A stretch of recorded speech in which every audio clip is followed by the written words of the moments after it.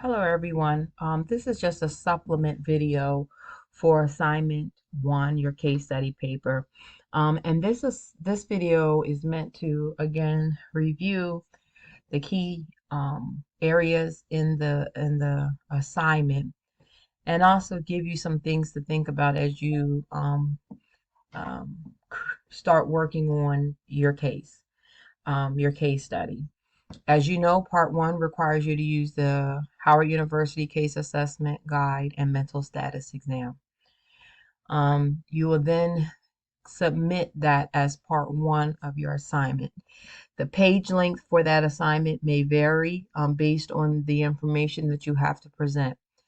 I am expecting that students cover as many of the headings and subheading sections as possible. This part is important to make sure that part two is correct. If you do not have as much information as possible in part one, it may compromise your paper two, and I'll explain how so. So make sure your guide covers most of the areas covered in this assignment. Important piece with this assignment is making sure that you go into the course content tab on Blackboard and review all the resource in the resource folder for all your assignment. Everything that you need is listed there. And so again, you start this assignment off with part one and completing the Howard University Guide in its entirety, as much information as you can provide. And then you'll be using that information to write up part two, which is your case assignment write up.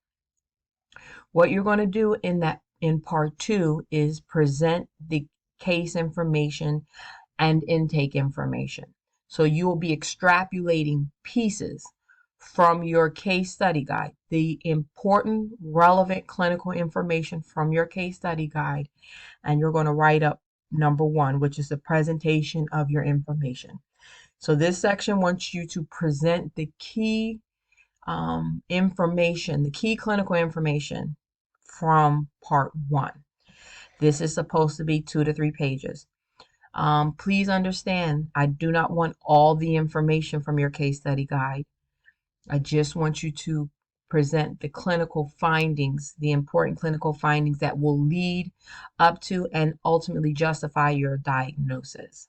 Okay, that's why it is important that after you submit the case study guide on February 15th, that you make sure of 2021, that you make sure that you look over your case assessment guide frequently and regularly so that you familiarize yourself with all the information in it before you start to write it up. So it's not just part one to submit on February 15th.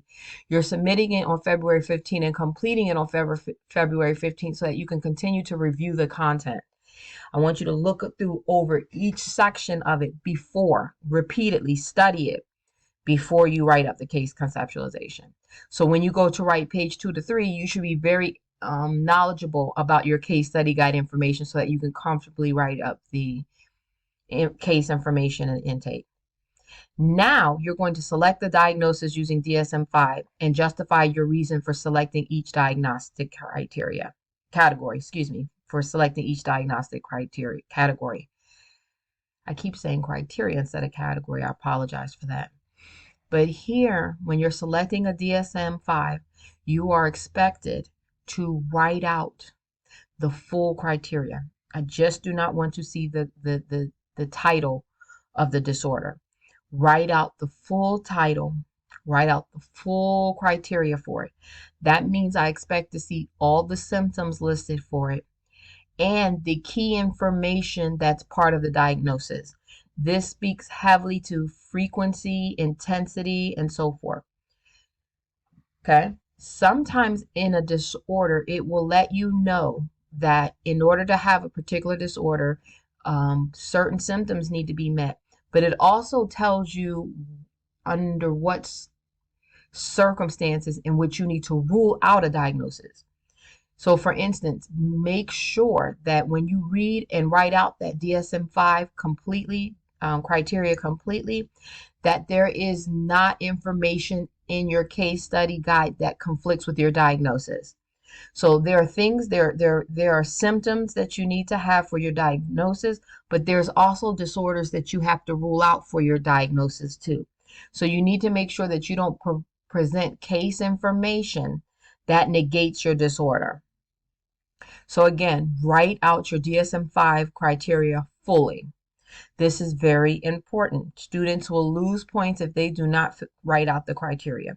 The reason why this is important is oftentimes when they don't write out the full criteria, there are elements in their actual case information guide that rules out the diagnosis that they provide. So again, full diagnosis, full symptoms, and be very clear on what the criteria is for providing the diagnosis, okay? That includes ruling out other diagnoses sometimes too. Number 3, describe the type of additional information that will be necessary for making a valid diagnosis. Again, that requires you to understand what all the criteria is for DSM-5, understanding exactly what the information is in your case information, and then comparing the two, and then identifying the additional information that will be necessary to make a valid diagnosis. Are there missing information in your case assessment and intake that would strengthen your diagnosis? Are there things that you need in your diagnosis specifically that isn't captured in the case information? This can be symptoms, frequency, intensity, etc., etc. This section needs to include a discussion of treatments and interventions to the disorder. I think that is explanatory. When you understand what the disorder is, you should have a better idea of what are some of the treatments for it and interventions for it. Please feel free, if you're using a DSM-5 disorder that we have not yet covered in class, that you please make sure that you think about moving forward in your actual DSM-5 to get more information about it. This assignment also requires you to discuss the historical treatments / interventions to the disorder. So think about it in a historical context. What is your understanding of the past treatment of the disorder that you identify in your case study, as well as interventions? Please think broadly. This can be medication. This can be a particular modality, clinical intervention approach, such as ABFT, attachment-based family therapy. This can be psychoanalysis. It could be cognitive behavioral theory. But there are also homeopathic interventions that you might want to consider. Or you may also want to think about other types of interventions that include um, different counseling types, such as family therapy, individual therapy, or you can also think about group um, interventions, group therapy, if you think it's pertinent. Um, but you also have to make sure that you really understand what the historical treatment and the interventions are for any given client and any given disorder. But think broadly. In addition, when you're thinking about treatments or intervention, they must align not only with the disorder, but you also must think about um, when you think about historical treatment or interventions, you want to make sure that they are past interventions. However, there are some interventions that are relevant in the past and are still practiced today, and that is okay. But you want to be able to make mention of dates and times of when an historical treatment or intervention involved for a particular disorder. Again, include a discussion of risks and resilience. This information should be able to be extrapolated from your case study guide, okay? And mental health status exam. So you're, again, looking at the information from part 1 and identifying what are some of the risks for the disorder and or risks specifically to the client related to the disorder. But you also want to think about those resilience factors as well. So what are your assessment of that particular client's resilience? Please be mindful that Blackboard course content tab has a lot of information in the folder to help you with this assignment. For this assignment, you can include tables if you're visual to help explain information in the case write-up. You do not have to include a table. If it works for you and it helps you outline information, you can more than welcome to do that. Also think about strength-based assessment techniques, right? And so we don't want to just think of our clients as just problems, right? Or a walking psychopathology. But what we want to do is understand the uh, the client comprehensively. So that is making sure you can again go back to the guide and make sure you outline what are some of the strengths for that client and what are some of the strength-based techniques that you utilize with that client if you got a chance to work directly with that client.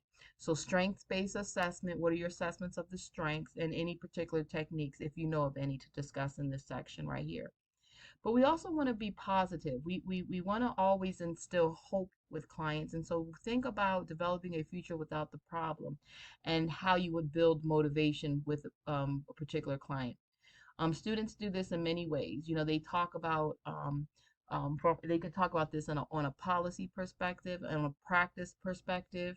What would we want to see in terms of um, progress with any given disorder and building motivation? And so this can be specifically related to the disorder or the client themselves. You know, how would you help the client vision a future symptom free, disorder free, or at least with a managed symptomology, right? And how do you use that to build and motivate the client?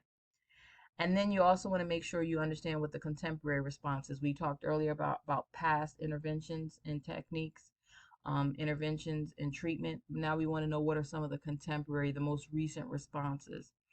And what are the evidence that we use today to help inform us about the disorder or help us understand clients better? So again, you're looking at the disorder and you're doing a case study, but in context with the client. So again, bring your full clinical skills to bear here to understand what a contemporary response for that client is and what are some of the evidence for those contemporary um, responses. And again, you want to make sure you understand what a treatment plan will look like for your client. Please be sure to make sure that your treatment plan is aligned with the problems and the issues that are identified in the case study guide part 1, and also your treatment goals address the disorder and the symptoms as well. So you really want to make sure your treatment plan is aligned with the problems identified and presented in the case study guide, as well as um, with this particular disorder. Make sure it's aligned. Be sure to include risks and resilience, right? And so if you identify specific risks for that client, you want to make sure that you address those risks in the treatment plan. You want to always build upon the client's resilience and strengths as well when you think about the treatment plan. So when you identify strengths of that client, how would those strengths show itself in a treatment plan? And again, discuss the implications for special populations. Oftentimes with disorders, there are special implications for special populations. So you want to be clear how that disorder impacts or affects certain population groups and have that discussion and align the connection of your client to that special population. That may be a form of another way that you can justify the diagnosis as well. So again, discuss the implications for special populations as it relates to the client and or the disorder. Um, and that second part of the case study is due March 4th. And please remember 8 to 10 pages. Do stay within page limit and make sure um, all assignments are submitted on time. Thanks.